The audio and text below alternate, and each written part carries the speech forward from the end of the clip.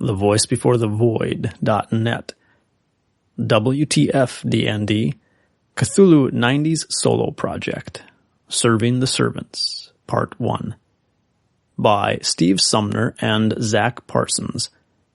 Read more by Steve and Zach at thebadguyswin.com, and support WTF DND on Patreon.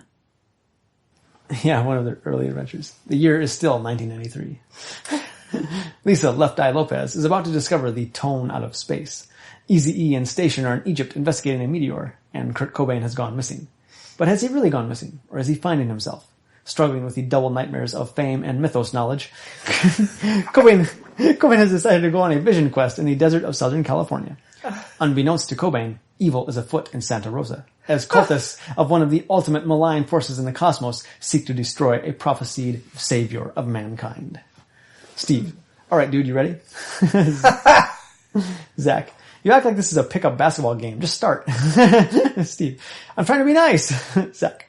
I've been listening to Nirvana and thinking about that time the dentist gave me a shitload of Vicodin. I'm as ready as I'll ever be.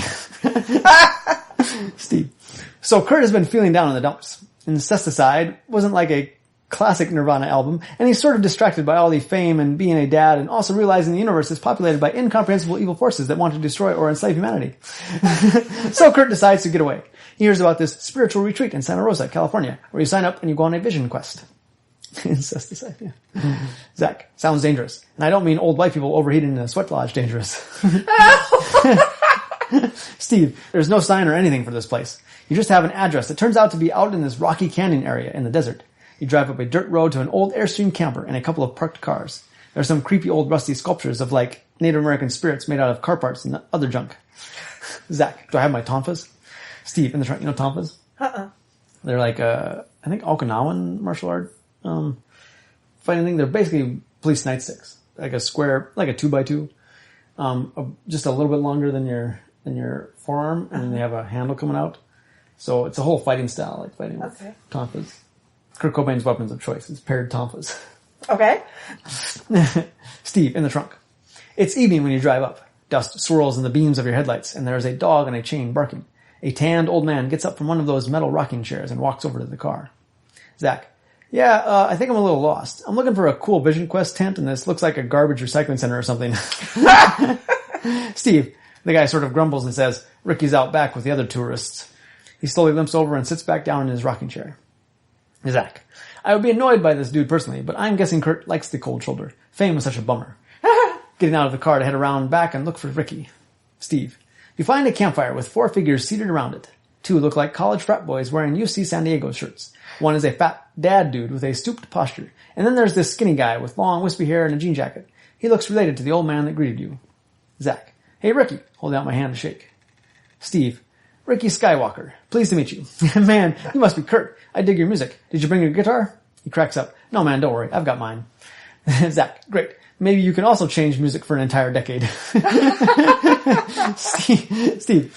So you want to take the trip, man? Good timing. I'm just cooking up the spirit brew. This is real Native American stuff. I am 1/7 Peyote Indian. Peyote, yes. Have you ever heard of ayahuasca? Zach. Just from reading the Arrowwood BBS. And that, you know, Arrowwood? Oh, God, it's this really amazing, BBS is a bulletin board. Online internet community centered entirely on drugs. And like, particularly like people describing the experiences they've had when taking these drugs. So anything you want to know about taking any drug, you can go and read hundreds of people's firsthand accounts of What's the name of it? Taking Arrowwood. Arrowwood? Yeah. Erowid. I think that's how it's pronounced. I've never heard anyone pronounce it. Okay. But yeah, it's just this incredible internet awesomeness. Just from reading the Arrowwood BBS and the 9 times I took it. But I was always doubled on heroin and phenobarbital or ketamine by the time I got to the psychedelics. Mostly I've turned to LSD, mushrooms, or DMT. But I've had some good experiences with sativa, and there's this Peruvian spider that you can buy that you put on your wrist and, what was the original question? Steve. He smiles and nods and stirs a little cauldron of liquid. Zach. Guess I'll sit down by the fire. Steve. The frat boys are whispering to each other like maybe they recognize you. They're drinking cans of natural light out of a big cooler. The dad dude sitting next to you holds out his hand. Gil Kind, how you doing? Zach. I'm trying to see through writer's block and endless nightmare of the death of all mankind to create another epic album. Steve. Oh, well, I can sympathize, says Gil. I caught my wife cheating on me with one of the exterminators who was spraying for termites, and, it was either blow my brains out or this. And I don't believe in guns. I mean, I believe in them, they're real. I just think the Second Amendment wasn't intended for these rapid-fire guns you see in the modern era. Maybe if I could get a musket and figure out how that works. Well, suicide isn't the answer. That's what I say. Zach. This is getting pretty dark, Gil. Steve. Sorry, I'm a pessimist. I always find the downside of things. Maybe that's why my wife is sleeping with the exterminator. The tank was right there in the room, Kurt. It smelled awful. Did she care? I don't think so. It didn't sound like it. Didn't sound like it. Kurt is going to tough this one out. He has seen through a portal to Carcosa, fought ghouls, and had a kid with Courtney Love. Hearing Gil's sad story barely registers. Steve. After a few minutes, Randy passes around wooden cups full of steaming liquid. It smells real bad. He has everyone drink it all, and then he walks around and ties big silver Mylar helium balloons to everyone's wrist. He says, so I don't lose you guys if you wander off. Kurt's balloon says, it's a boy. Randy starts chanting and banging on one of those Native American hand drums. Everything around you takes on a rubbery, bendy appearance. Then it starts melting until you are standing on a dusty purple plain with distant mountains and a moon that is staring at you with a single bloodshot eye. Zach, not cool. Steve. A golden pathway forms through the desert, and a disembodied, blackened fetus appears hanging in the air. This way, Kurt. Zach, my spirit animal is a dead fetus? Steve, yeah, messed up, right? Buckle up, dude. You see crosses hung with the bodies of your friends and you. Not the band, but Eazy-E, Left Eye, and you, all crucified and surrounded by a field of red poppies. Zach, hey, wait, I got a new complaint. Steve, past the crosses you see a glowing scroll floating in the air atop a hill. Zach, I'll walk up the hill and have a look at the scroll. Steve, as you walk past your dead doppelganger, you see its eyes have been pecked out by a bird. It tilts its head, and even though the sockets are empty, you can tell it is watching you. Zach, going to walk a little faster. Steve, you climb up the hill and reach the glowing scroll. You realize you are looking out on the ruins of a city. It's Seattle. Now it has crumbled and burned, and Puget Sound has turned red with blood. The surface reflects the eye that watches from the moon. Zach, all right, this is good. Lyrics are coming. Kurt is going to read the scroll. Steve, you cannot decipher the strange symbols on the scroll, but the growling voice of the dead fetus begins to translate. A man with a dark mustache will seal the fate of human blood. For power, ashes will be fed to generations. The stalker of the stars watches and promises so much, delivering more. The fields will open the way within. Chaos will come, and man will destroy itself on the altar of the ancient gods, unless the three minstrels unite and deny the ravens their feast. Zach, a prophecy? You're supposed to help me, dead baby, not give me riddles. Steve, two figures with shadow faces approach you across the hills. One has a knife. He swings it and slices the umbilical cord that was connecting the dead fetus to your wrist. The fetus goes drifting up into the sky, and the stars become a million hungry mouths waiting to devour it. Zach, can I fight these shadow dudes off? Steve, you try, but your arms don't seem to be working properly. One of them stabs his knife into Kurt's belly. You double over as you feel them begin to drag you through the desert. Zach, Kurt Cobain is the only Cthulhu character who could get murdered in a dream sequence. Wait, scratch that. Dream sequences can be super dangerous in Call of Cthulhu. Steve, this wasn't even a dream though, just hallucinations. But you're not dead. Kurt wakes up alone and extremely thirsty, standing on a huge expanse of desert. His shirt is soaked with blood, and he has definitely been stabbed, though the bleeding seems to have stopped. A hot sun beats down on you. Zach, do I see any roads or any houses in the distance? Steve, no roads. There's a completely dry creek bed nearby. In one direction you see a building like a collapsed grain silo. In almost the opposite direction you see some smoke on the horizon. Zach, will I make it? Steve, hard to say, but in this heat, with your wounded and dehydrated condition, you can probably make it to one of the two, but not both.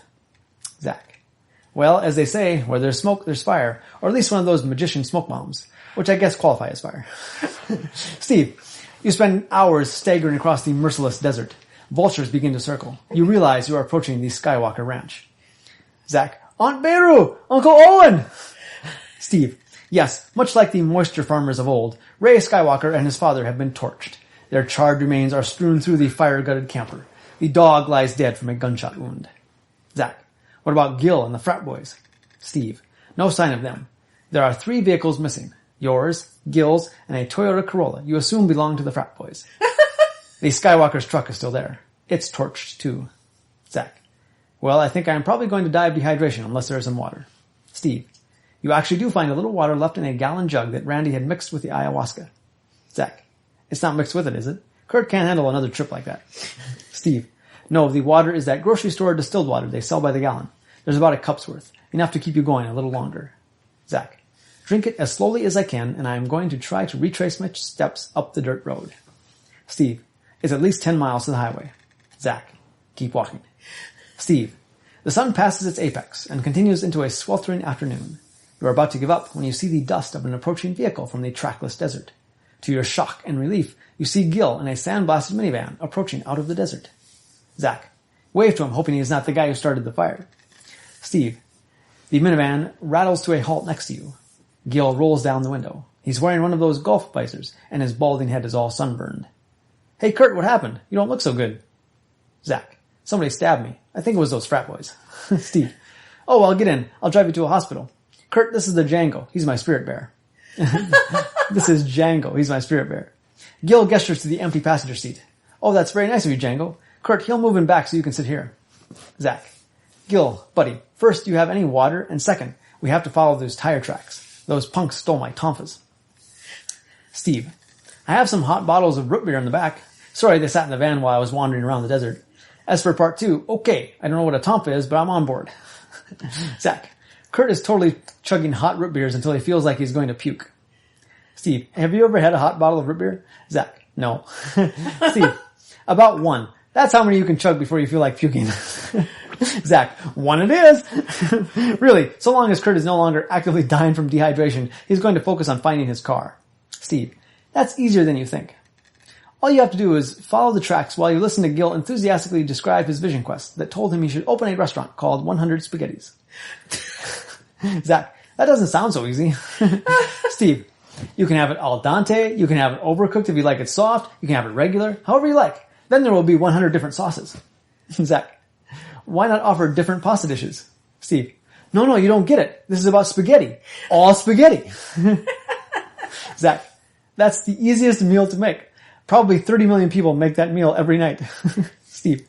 Yeah, but what about the other 270 million people? Huh? Cook's night off. Time to have some spaghetti delivered. Zach. I can't even come up with a good song about cooks. Servants, serving servants, serve the servants. Steve. Just as you're having your breakthrough, the dirt road exits onto the highway, and you see the Waffle Tyrant restaurant you pass on the way here. Yes. Your car and the Toyota Corolla are both in the parking lot. Zach. Pull in there, Gil. Those assholes stole my car. Steve. He pulls in and almost wrecks into another car. He jumps out, fists raised to throw some punches. Zach. Did they leave me my keys? Steve. No, they took them. Zach. I'm going to walk into the restaurant and break the legs off a chair with a crossbar attached so I can use 2 of the legs like my tonfas. Steve. It takes a couple of stomps on the chair to break the legs off. By the time you have your tonfas, the waitress and one of the cooks are yelling at you. The 2 frat boys stand up. They're coming towards you. Zach. Those pieces of shit stole my car. Steve. One of the frat boys starts chanting and raises a hand. The other one comes forward with a dagger drawn from his pocket. You're hurting from your stomach wounds. You are going to be at a disadvantage. Zach. Keep in mind, Kurt has spent his life studying Krav Maga and is one of the most skilled masters of this martial art in the Americas. Steve. The frat boy with a knife snarls, All hail the stalker of the stars. I will open the way with your blood. Zach. Letting him make his knife attack, deflecting it, and hitting him in the temple with my improvised tonfa. Steve. You catch his arm and knock the dagger out of his grip. You follow through with a strike that cracks across his temple. His eyes roll back in his head and he slumps, dead, to the ground. Zach. Turning to the chanting guy. Steve. Before you can, the big cook comes up behind you and grabs your arms. Crazy asshole, smashing up my chairs. Zach. Let go of me! These people are murderers! Steve. Before you can break free of the cook, the other frat boy slices open his palm, and his blood begins to flow out in a stream of black towards your face. Zach. Oh shit. Can I turn and get the cook between me and the stream of death? Steve.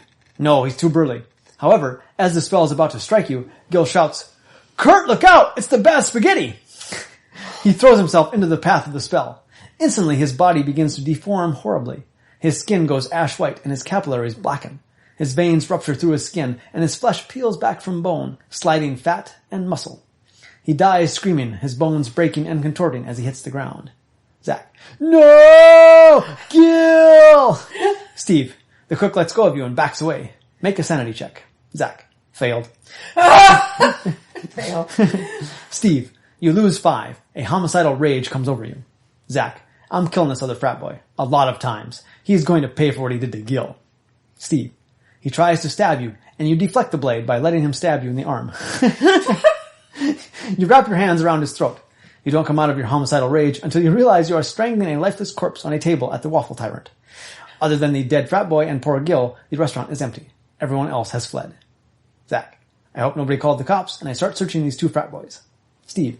You find your car keys, some money, car rental information for the Toyota, which was rented in San Diego. You also find a road map on the table they were sitting at. On the map, you see 2 locations marked. One is Randy's camper. The other is a location in Waxahachie, Texas. Waxahachie, Texas. Zach, searching their cars. Steve, you find a bunch of UC San Diego clothes, price tags torn off and left in the car, and a couple of cheap guns. They look to be 12-gauge shotguns. Zach, I'll grab any sort of first aid stuff I can find in the restaurant, take the map, the shotgun, the cash, and get it into my car. Destination, Waxahachie. Steve, to be continued.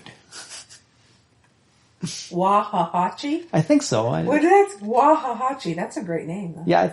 Practically impossible to say. Is that actually a place where they'd make that up? I have no idea, but the internet knows. I have to look that up. Yeah. Waxahachie. Oh, it's the county seat of Ellis County. Well, there you go. Real place. Waxahachie. Does it have a pronunciation? Oh, it does.